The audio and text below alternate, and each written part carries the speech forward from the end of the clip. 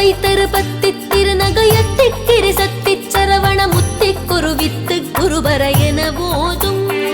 முத்தைத்தரு பத்தித் திருநகையத்திக்கிரி சத்திச் சரவண முத்திக் குருவித்து குருபர என போதும். முக்கட்பெருமர்க்குச் சுருதியின்